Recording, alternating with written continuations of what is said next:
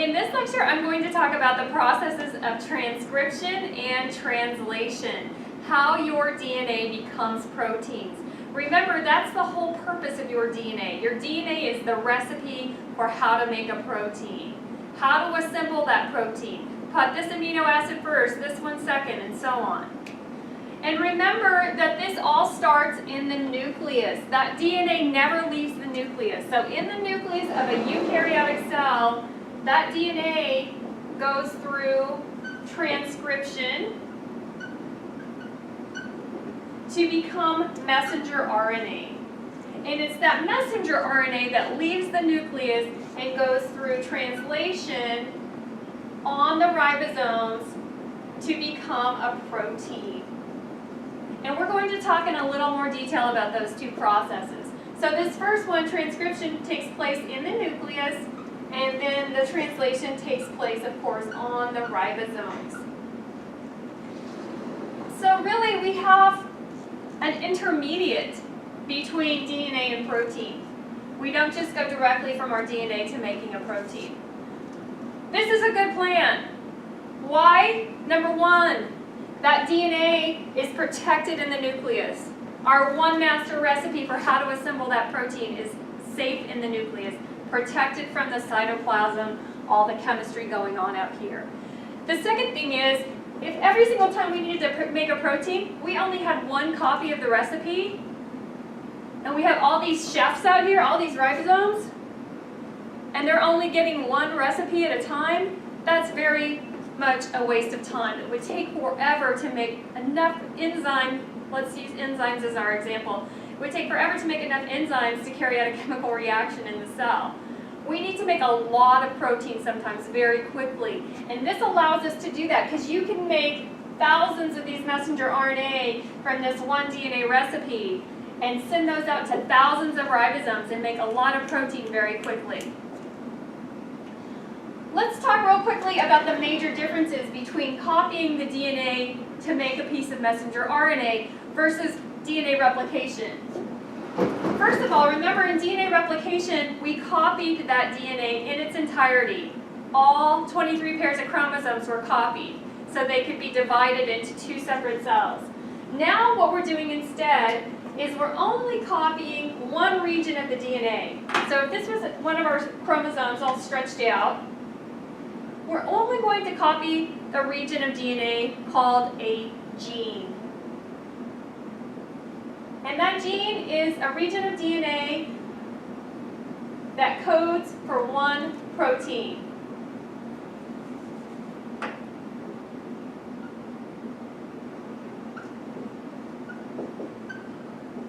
Think of it this way. If you have a recipe book with thousands of recipes, and you only want to make a quiche, you are not going to start at the very beginning and make every single recipe in that entire recipe book, one of which would be quiche.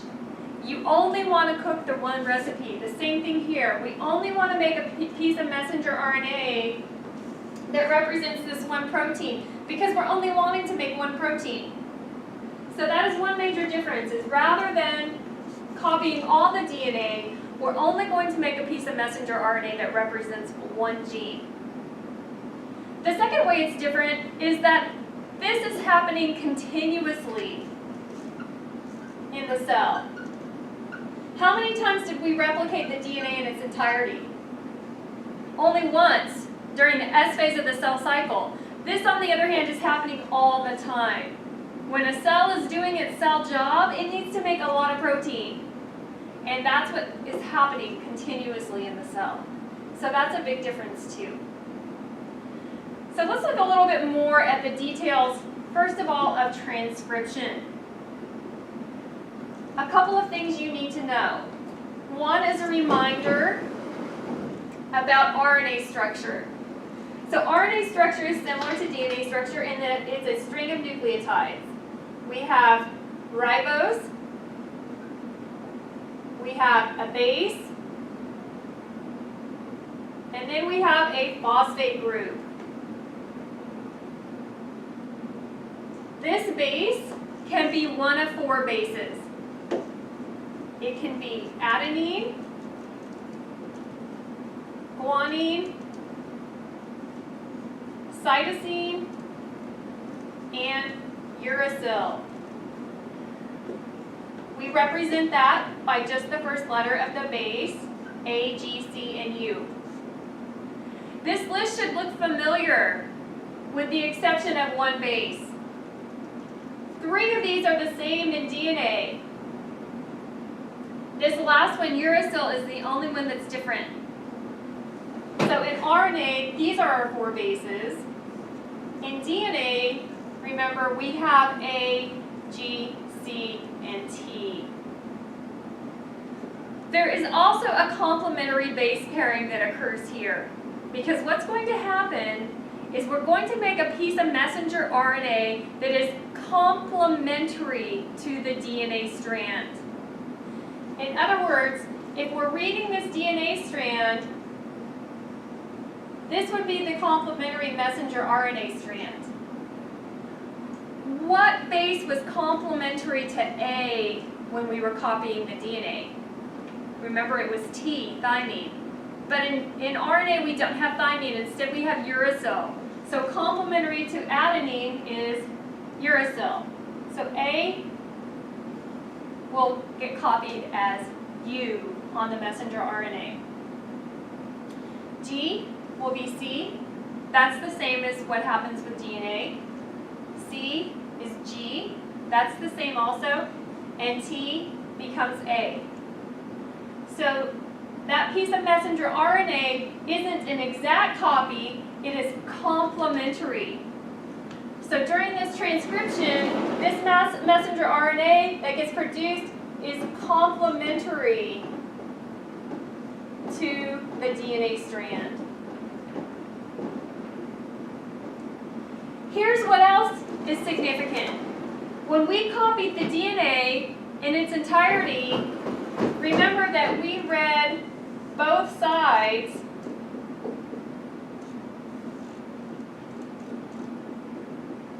and we copied both sides. We made a complementary strand for each side. That's not what happens in transcription. In transcription, we only read one side of the DNA template.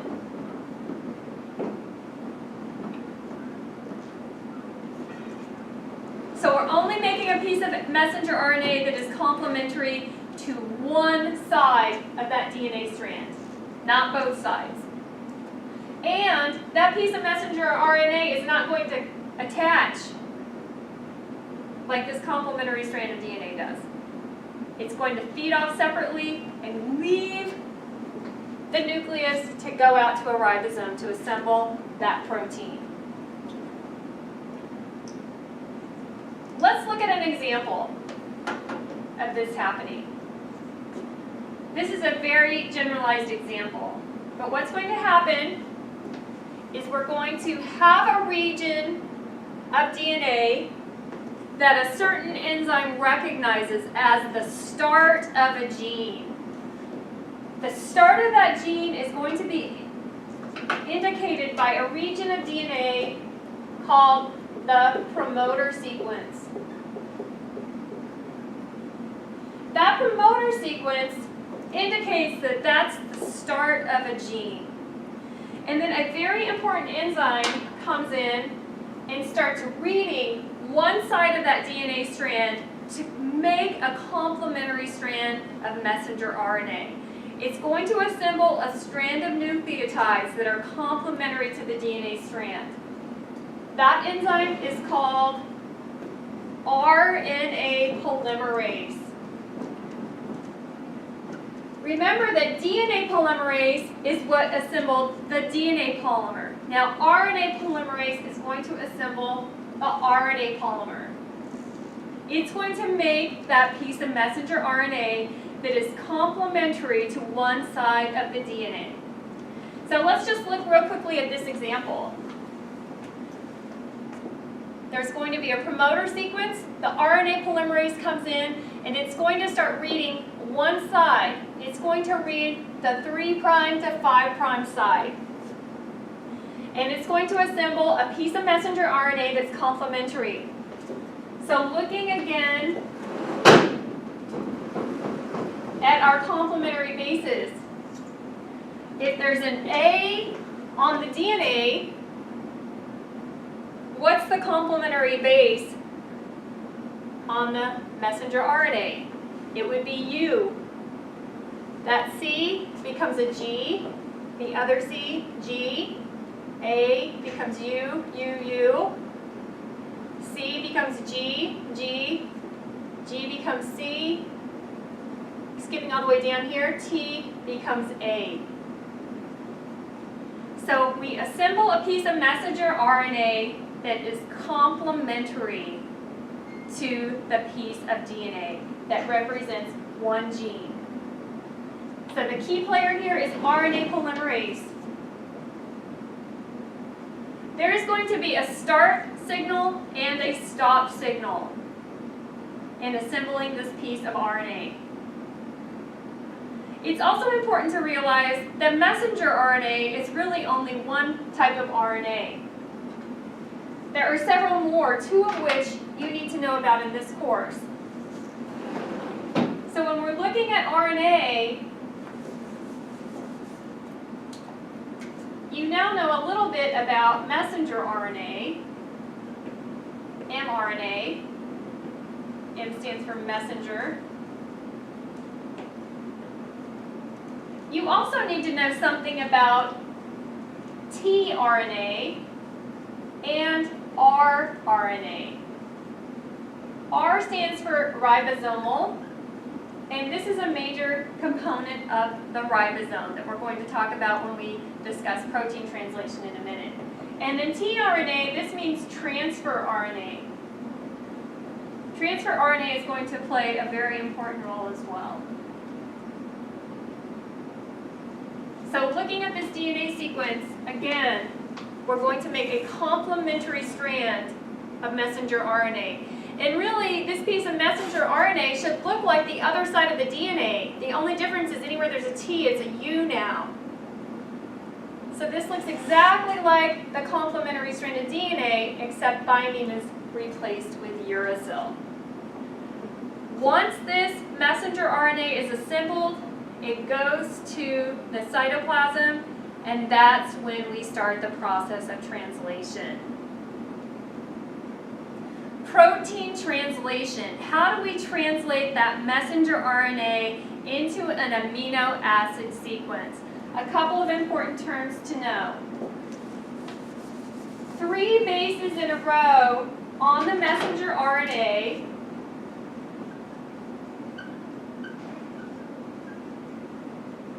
are called a codon. It's a triplet of bases. So looking at this example, UGG, that's our first codon. UUU, that's our next codon. When I say 3 bases, it needs to be in a row. It wouldn't be UUU here. Each of these is called a codon. And each codon represents one amino acid. One codon equals one amino acid on the resulting protein. And guess what? That codon codes for the same amino acid every single time for every living organism on Earth.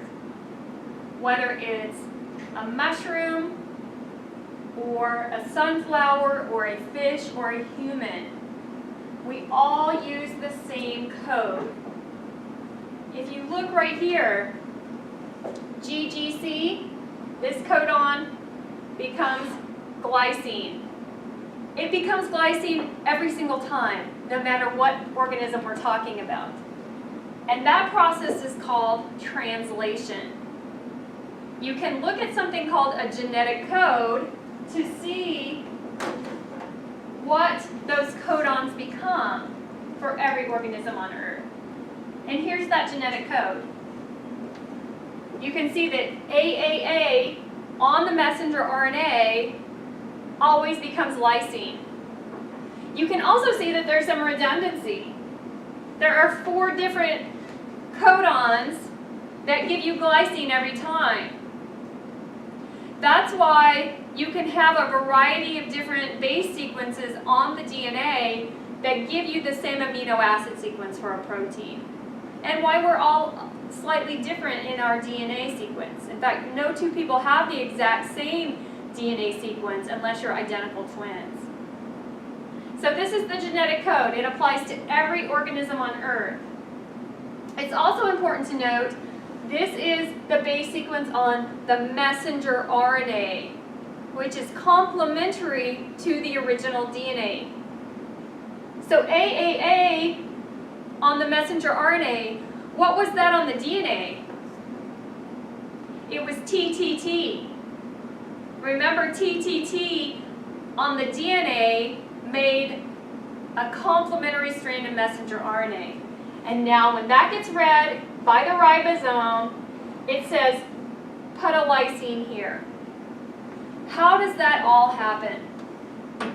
How do we go from a codon on the messenger RNA to having this chain of amino acids, the polypeptide chain? Well, for that we need to look a little more closely at a ribosome. This is transcription. You don't need to know this level of detail, so I'm trying to skip forward. There we go. That's what I want to show you. Okay, so this is a piece of messenger RNA, and this is inside a ribosome. This triplet of bases on the messenger RNA is called a codon. This is going to dock in the ribosome, and these molecules are going to bring in the correct amino acid, and then it's going to move forward, and we're going to bring in another one, and then it'll move forward, and we'll bring in another one, and this chain of amino acids starts growing. So we're talking about the process of protein translation. So one codon on the messenger RNA equals one amino acid on the polypeptide chain. Remember, polypeptide chain is the term we use for the polymer of amino acids. It then gets folded into its tertiary structure, and that's when it's a functioning protein. So looking at this ribosome, there are some important molecules that are bringing in those amino acids. Those amino acids are carried by something called transfer RNA. So in this cartoon form, this transfer RNA, tRNA, is carrying an amino acid. How does it know which amino acid to bring? Well, if it's carrying an amino acid, it has a sequence of nucleotides at the bottom here that are complementary to the codon that determines which amino acid goes there. And it's called the anticodon. It's opposite of the codon. What do I mean by that? Let's quickly go back to our codon table. Let's go back to our example of lysine. AAA is the codon on the messenger RNA that codes for lysine. So we have our ribosome, and we have this piece of messenger RNA that's feeding through, and AAA is the triplet of bases that comes in. This is our messenger RNA. We know that that transfer RNA that comes in needs to be carrying lysine. How does this one carrying lysine know that this is where it docks to bring in that amino acid to the growing polypeptide chain? It knows that because this transfer RNA has an anticodon that's complementary to this codon. What's complementary to AAA? What's the complementary base to A on messenger RNA? Or on any RNA, what is the complementary base to A? It's U. So that means this anticodon would have the sequence UUU. If it has the sequence UUU, UUU is complementary, and it knows to bring that glycine into this spot and link it to that growing polypeptide chain. So transfer RNA has an anticodon that is complementary to the codon. So going back to this picture, here we see the anticodon. This would be UUU, and the anticodon's AAA. This guy who's about to come in and dock with the glycine, GGC, so the anticodon would be CCG. And that transfer RNA is carrying the amino acid that is coded for by GGC, which is glycine. And that's how translation works in the simplest form. There is a start sequence and there is a stop sequence on the messenger RNA. Let's go back again to our codon table so we can see that. AUG is always the start. Sometimes that gets edited out, but it's always the start. You can see there are 3 possible stop symbols. Not symbols, but stop codons. Okay, let's do an example. Let's put that codon table to use. I'm going to give an imaginary DNA sequence. We're going to transcribe a piece of messenger RNA, and then we're going to translate that into a protein. Obviously, in reality, this would be thousands of bases long. I'm just going to make a short one on the board, obviously. Okay, so let's pretend this is our DNA sequence. And again, there's DNA before this, there's DNA after this. We're just looking at one gene on the DNA. One little piece of that whole strand of DNA that codes for one protein.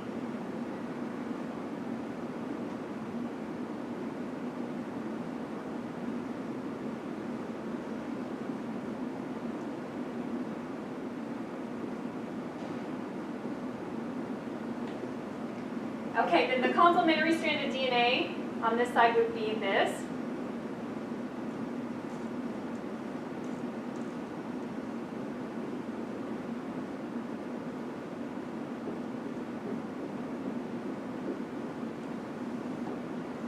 Okay, remember that we have a region up here called the promoter sequence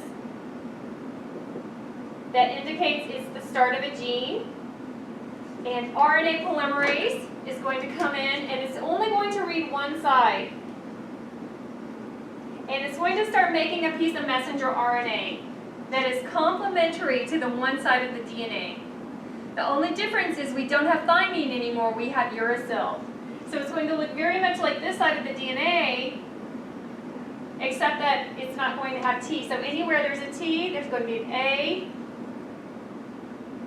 U, G, G, C, C, U, A, U.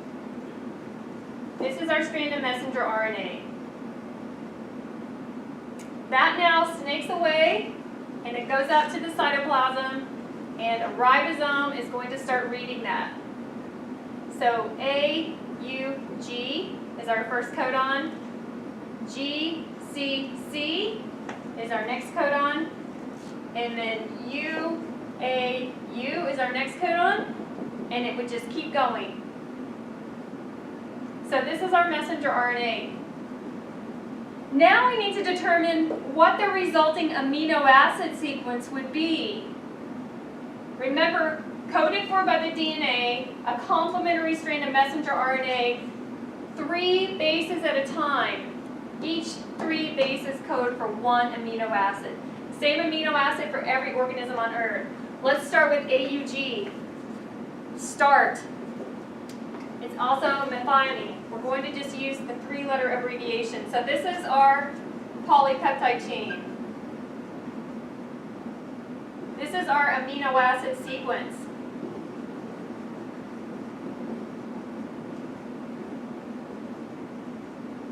Amino acid sequence of our polypeptide chain. First amino acid in our chain, met. Next one, GCC. So we go GCC. Alanine. I'm just going to use the 3-letter abbreviation. ALA. UAU. UAU, tyrosine. TYR. And so on. We would eventually get to one of those 3 stop signals. So eventually we would need UAA or something similar to say stop. Stop adding amino acids to this growing polypeptide chain. That is the end. So that is how a DNA sequence becomes messenger RNA and then becomes the amino acid sequence of our polypeptide chain. I want to show you a quick slide of what happens when something goes wrong. Let's say that we have just 1 base on the DNA that's different. So here we have a T instead of a C. What's going to happen is now on the messenger RNA, we have an A instead of a G, and that results in a different amino acid. Instead of glycine here, we have serine here. This has the wrong amino acid sequence. That protein is not going to fold correctly. It is not going to have the same structure, and therefore it will not have the same function. Just 1 base being wrong on the DNA can be devastating. It can cause a condition in which a very critical protein doesn't function correctly, and that individual can die or can be very, very sick as a consequence. I want to show you a quick video clip of transcription and translation, similar to the DNA replication video you watched. It's from the same PBS video. It happens very quick, but I just want to show you this whole thing in action because, again, on the board it's just a static, flat process, but it's actually happening continuously all day long in your cells, so it's a very important process to understand.